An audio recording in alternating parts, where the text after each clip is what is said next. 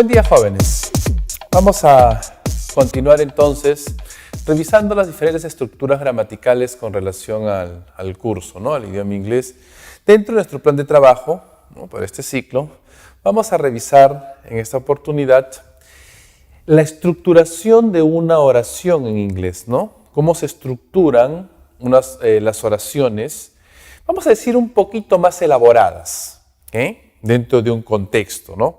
Ya para formar una idea más completa, por no decir más compleja o más elaborada, ¿no? De alguna manera. Los relative clauses, A ver, relative clauses en español, ¿cómo sería, no? Una oración relativa, estoy traduciendo literalmente, no es como se usa en español, ¿no? Los relative clauses en inglés son la conexión de dos ideas dentro de un contexto, o conectarlas dentro de una oración, justamente como les decía, ¿no? Para tener mayor fluidez, ¿no? Coherencia dentro del enunciado y poder transmitir la idea dentro de un contexto, como les decía, un poco o mucho más elaborado. Entonces, vamos a dejar el nombre en inglés. Relative clauses, así se llama, ¿no? Porque el español lo hace de una manera completamente distinta y tiene estructuras gramaticales diferentes. Entonces, en inglés se llama relative clauses. Entonces, ese es el título, vamos a decir así, ¿ya? Y vamos a revisarlo. Una primera parte vamos a ver el día de hoy, ¿no? Y la próxima clase vamos a seguir en el tema, vamos a ampliar un poquito más el tema. Hoy día vamos a verlo, no sé si a modo de introducción o una primera parte, en relación a este tema gramatical, ¿ya? Los relative clauses. A ver, empecemos con ejemplos simples y sencillos para entender y para ir conociendo, ¿no? Ir conociendo los términos. Tengan cuidado con la traducción porque puede prestarse algún tipo de confusión, ¿ya? A ver, por ejemplo, si yo digo, I met a woman, ¿no? Yo conocí una mujer, punto, period, fíjate. Otra oración. She can speak 6 languages. Ella puede hablar 6 idiomas. Fíjate, aquí tengo 2 oraciones. 2 sentences, 2 oraciones. Estas 2 oraciones las puedo unir, las puedo juntar en una sola oración. One sentence, en una oración. Fíjense, voy a decir lo mismo, lo voy a unir, ya lo voy a fusionar. I met a woman who can speak 6 languages.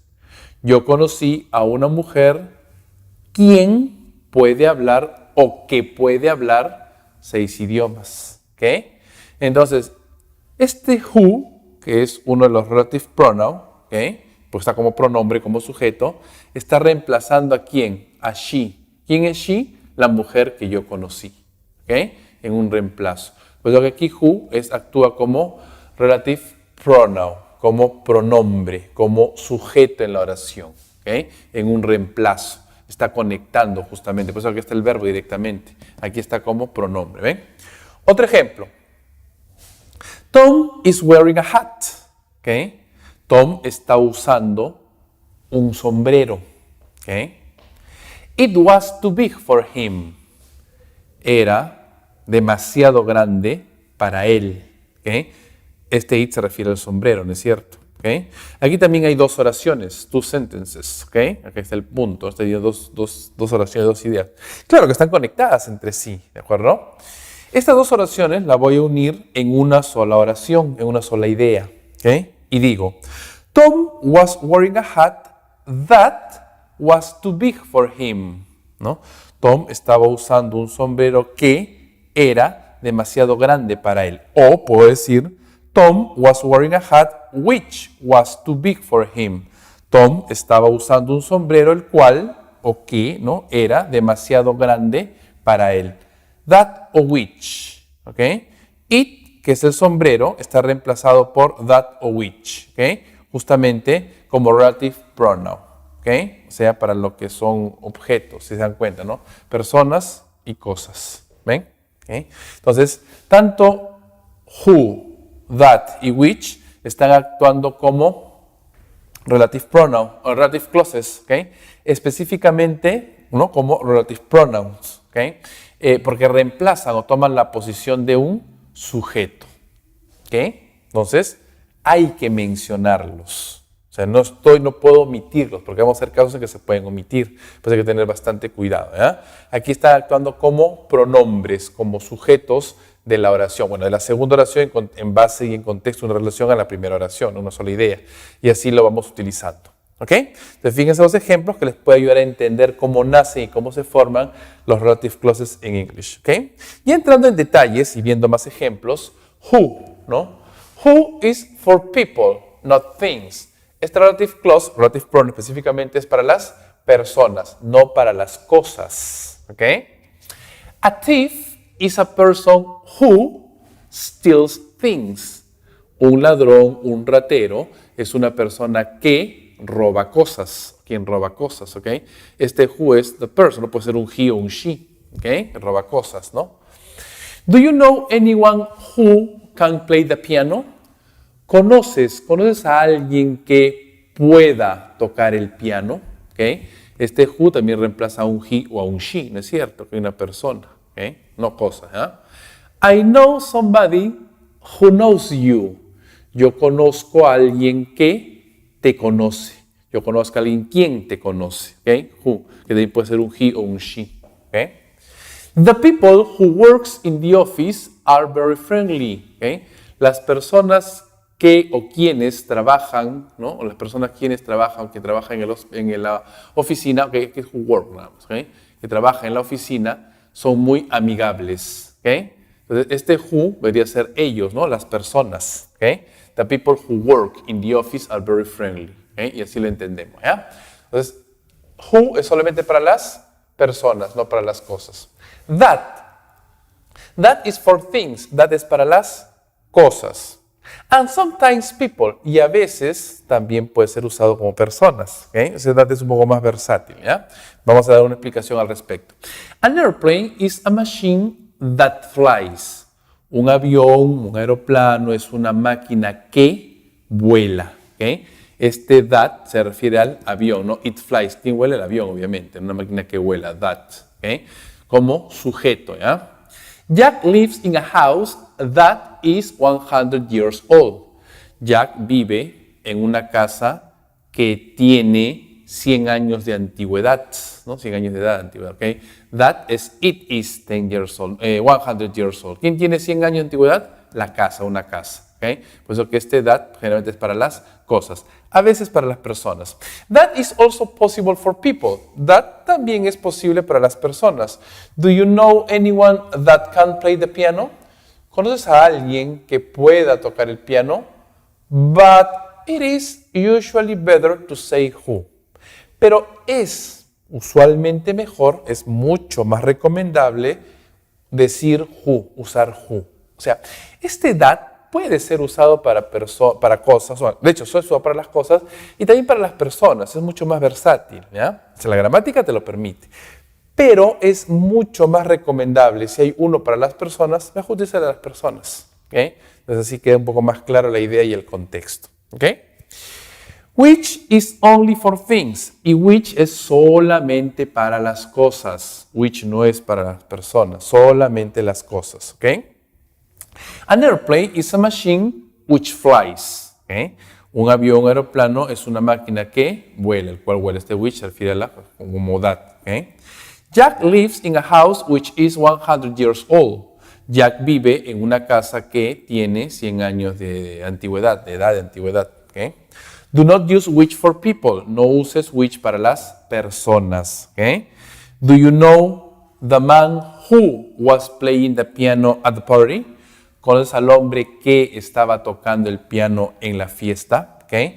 Este who, ¿okay? No puedo poner that, o puede poner that, mejor utiliza who, pero no uses which. ¿Okay? Aquí podrías reemplazarlo por un that, como este que vemos aquí, ¿no es cierto? ¿Okay?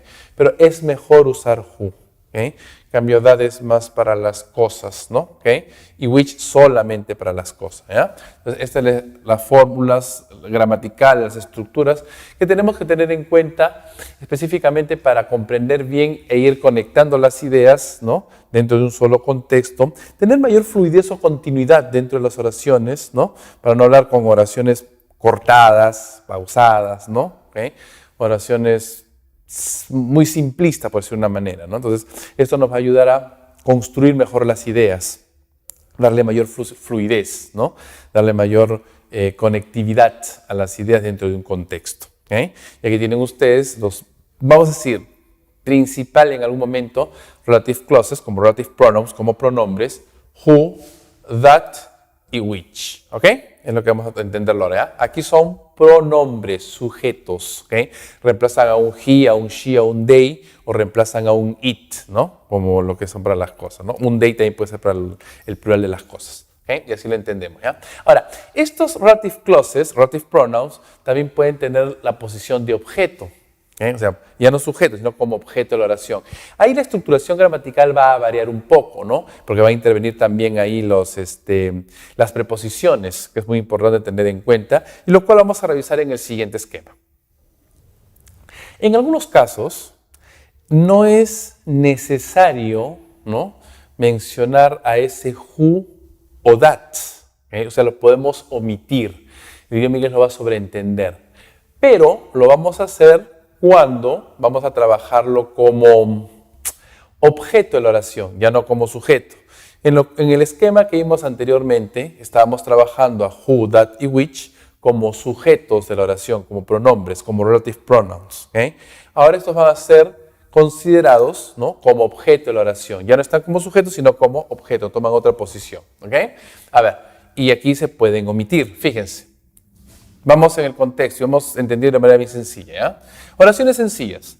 The man is carrying a box. El hombre está cargando, está llevando una caja. ¿Ok? Oración 1. Oración 2. It's very heavy. Está muy pesado, es muy pesado. Este it se refiere obviamente a la caja, ¿no es cierto? ¿Ok? Fíjense en el detalle. ¿Ya? Aquí hay dos oraciones, fíjense. Vamos a unir estas dos oraciones, ¿no?, en una sola, en un solo idea, en un solo contexto, con mayor fluidez. ¿Ya? The box that he's carrying is very heavy. La caja que él está cargando está muy pesada, ¿no? ¿Okay?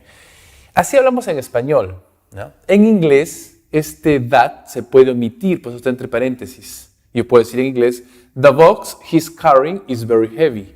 La caja, en español tengo que decirlo, ¿no?, que él está cargando está muy pesado, ¿ok? Y lo convierto en una oración, ¿ok? ¿Okay? Aquí actúa y funciona como object, como objeto. Ahora vamos a explicarlo en el esquema que tengo aquí abajito, ¿ya? Otro ejemplo, a ver. Anna took some photographs. Ana tomó algunas fotos, algunas fotografías, ¿ok? Otro ejemplo, otra oración. Have you seen them? ¿Ok? Es una pregunta, vamos a hacer la pregunta. Have you seen them? ¿Ok? Los has visto, se refiere a las fotos, ¿ok? Los has visto, ¿ok? Aquí hay dos oraciones, fíjate. ¿Ok? Vamos a unir estas dos oraciones en una sola, ¿ok?, para tener una mejor idea, una mejor fluidez. ¿Ya? Have you seen the photograph that Anna took? ¿Has visto las fotos que Ana tomó? ¿Okay? Este that está entre paréntesis porque en inglés lo podemos omitir. Have you seen the photograph Anna took? ¿Okay? Podría hablar así. En español no lo omitimos, fíjense en ese detalle. ¿Okay? Lo estamos construyendo, pero en este caso es optativo, ¿no? Es opcional mencionarlo, decirlo o no, escribirlo o no. ¿Okay? In these sentences, en estas oraciones, you do not need that. No se necesita that. You do not need that, who or which when it is the object. No usamos o no se necesita that, who or which, ¿no?, cuando son el objeto, cuando es el objeto de la oración. En el esquema anterior, lo que habíamos visto eran sujetos de la oración, pronombres. Allí sí hay que colocarlo. Recuerda que toda oración necesita al sujeto en una oración en inglés, no se puede omitir. En cambio, el objeto sí se puede omitir de alguna manera, porque está en el contexto, sabemos de quién o qué estamos refiriendo, ¿no es cierto? ¿Okay? Fíjense en este pequeño esquema. ¿Okay? Aquí tengo el sujeto de la oración. ¿Se acuerdan de una oración sencilla y simple? Subject, sujeto, verbo y objeto de la oración, ¿no es cierto? ¿Okay? Ahora, fíjense. Fíjense, vamos a leer las oraciones, fíjense los componentes. The man was carrying a box. el hombre estaba cargando una caja, ¿no? El sujeto, el hombre, el verbo was carrying, object, a box, ¿no? ¿Qué estaba cargando el hombre? Una caja, ¿ok? Muy bien. Yo puedo decir, the box that the man was carrying, ¿ok? ¿No? La caja que el hombre estaba cargando, ¿ok? Un suspensivo, ¿no? ¿Ok? Ahí está.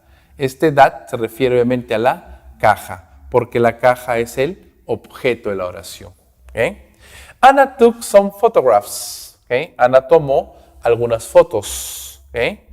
The photograph that Anna took, o the photograph Anna took, ¿no? Las fotos que Ana tomó, ¿ok? Uso that o omitir porque justamente está refiriéndose a las fotografías, que es el objeto de la oración, ¿ok? Algunas fotos, las fotos. You wanted the book. Tú querías o tú quisiste el libro, ¿ok? Sujeto, verbo, objeto de oración. El objeto es el libro, ¿ok? The book that you wanted. El libro que tú querías, que tú quisiste, ¿no? O the book you wanted, ¿ok? Podríamos omitir el that. Porque este that se refiere a ¿qué? Al libro, es el objeto. Ahí podemos omitirlo, no necesitarlo. We met some people. Nosotros conocimos a algunas personas, some people es el objeto, ¿no? La oración. The people that we met, or the people we met, las personas que nosotros conocimos. Entonces aquí es opcional, ¿ya? Tanto that, who o which, depende cómo lo uses. Aquí hay más ejemplos. Did you find the book that you wanted? ¿Encontraste el libro que tú querías? ¿No? Do you find the book you wanted? Podría decirlo así en inglés, podría omitirlo. The people who we met were very nice. Las personas que nosotros conocimos eran muy agradables. O the people we met were very nice. Podemos omitir el who. Fíjate. Everything that I told you was true. Todo lo que yo dije era verdad. Everything I told you was true. Todo lo que yo dije era verdad. Entonces, tanto that, who o which. El which, cuando se omite, es muy poco usado como objeto. Este which, gramaticalmente existe, pero normalmente no lo usamos como objeto, que quede claro. Es poco común usarlo. De repente, ya en estructuras gramaticales un poquito más, vamos a decirlo así, ¿no? Más complejas, más sofisticadas, ¿no? Más elaboradas, ¿no? Tiene una estructura un poco diferente, ¿no? Cuando trabajamos con el objeto, generalmente usamos mucho más a that o which, que puede ser opcional mencionarlo o no. En cambio, como sujetos de la oración, como pronombres, tanto who, that y which sí son usados y hay que mencionarlos, no se pueden omitir. Muy bien. Veamos justamente otros ejemplos en relación a el uso de las preposiciones, los que les comentaba, ¿no? En algunos casos vamos a usar a las preposiciones, ¿no? Que van a conectarse juntamente con el verbo. Recuerda que la preposición va a estar también muy ligado al objeto de la oración. Una relación directa, ¿no? Es decir, tengo al sujeto, tengo al verbo y tengo a una preposición y recién al objeto de la oración. Esa es la otra característica que tiene el idioma inglés. Y la preposición no puede pasar desapercibido. Solamente que va a cambiar la posición. Hay que tener cuidado en la ubicación dentro de la oración, que es bastante diferente al español. Sometimes there is a preposition. A veces hay una preposición. Pues estamos trabajando con el objeto, ¿no? To, in, at, etc. Ya conocemos muchas preposiciones, ¿no? Hemos estado hablando de ellas a lo largo del ciclo, ¿no? After the verb, después del verbo. O sea, a veces hay una preposición después del verbo que conecta al objeto de la oración, ¿no? Y estamos trabajando justamente como objeto, ¿ya? A ver, por ejemplo, fíjate. Anna is talking to a man. Ana está hablando a un hombre. Aquí está el sujeto, aquí está el verbo, preposición, objeto. O sea, no es como vimos en el esquema anterior, ¿no? Que era verbo, objeto. No, ahora es verbo, preposición, objeto. Entonces, en ese caso, miren cómo voy a cambiarlo. Do you know the man Anna is talking to? ¿Conoces al hombre a quien Ana está hablando? Do you know the man who Anna is talking to? Aquí podía poner un who, pero lo omito. O sea, no es necesario, ¿no? Pero el to lo dejo allí, no lo muevo, porque este a man justamente está aquí, cambiando la posición nada más. I slept in a bed. Yo dormí en una cama. Sujeto, verbo, preposición, objeto. Circunstancial del lugar, ¿no? The bed I slept in was very hard. La cama en la cual yo dormí, ¿no? O yo dormí, en la cual yo dormí, estaba muy dura. ¿Okay? The bed aquí sería where, ¿no? Where I slept, ¿okay? Donde yo dormí, ¿no? Estaba muy dura. ¿Okay? Slept in. ¿Okay? Fíjense en el detalle. ¿Ya? You stayed at a hotel. Tú te alojaste en un hotel. ¿Okay? Sujeto, verbo, preposición. ¿Okay? También circunstancial del lugar, ¿no? Aquí usamos when. What's the name of the hotel you stayed at? ¿No? ¿Cuál era el nombre del hotel en el que te quedaste, en el que te alojaste? ¿Okay? Stay at. Fíjate cómo dejo la preposición después de el verbo. ¿Okay? No voy a omitirlo. ¿Ya? Puedo omitir al objeto, puedo omitir al relative clause como objeto, mas no omitir, ni mover, ni cambiar de lugar a la preposición, porque la preposición, estas oraciones son parte del verbo, ¿okay? Se complementan de alguna manera y en muchos casos le dan sentido y le dan significado al verbo. ¿Ya? Remember that you need who, that or which when it is the subject. Lo que dijimos al inicio. Recuerda que se necesita who, that y which cuando es el sujeto. O sea, cuando es el objeto, no lo necesitamos, lo podemos obviar. ¿Okay? En cambio, cuando es el sujeto, sí se necesita. Fíjate en esta oración. I met a woman who can speak 6 languages. ¿No? Yo conocí a una mujer que o quien puede hablar 6 idiomas. Tom was wearing a hat that was too big for him. Tom estaba usando un sombrero que era demasiado grande para él. ¿Eh? Entonces, aquí sí, porque es como sujeto de la oración who, that y which, ¿no es cierto? En cambio, como objeto, bueno, utilizándolo con estas preposiciones, muchas veces se omite, ¿no? Muchas veces podemos prescindir de ellos, ¿no? No utilizarlos directamente en la oración por la estructuración gramatical que estamos revisando en relación a los relative clauses. ¿Okay? ¿Está claro entonces, jóvenes? Estoy tomando este tema con bastante cautela, ¿no? Para que ustedes lo puedan entender de la mejor forma. La idea no es tampoco acelerarnos o correr en los temas y en las estructuras gramaticales, tampoco es la idea confundirlos, ¿no? Ese es el propósito, que ustedes lo puedan comprender de la mejor forma y que tengan las cuestiones teóricas básicas bien aprendidas, ¿no? Bien entendidas y que sepan utilizarlos correctamente dentro de un contexto. ¿Ya? Entonces, en esta primera parte hemos visto los relative clauses who, that y which, tanto como sujeto y como objeto de la oración, ¿no? Y en algunos casos no se utilizan o no se pueden utilizar. ¿Ya? Ahora, tienen ustedes ahí unos ejercicios en relación a esta primera parte del tema, así como la parte teórica en su plataforma virtual, con muchos más ejemplos que les puedo ayudar a entender mejor cómo utilizamos y entendemos dentro de un contexto a los relative clauses como relative pronouns, ¿okay? Básicamente, y también como objetos de la oración.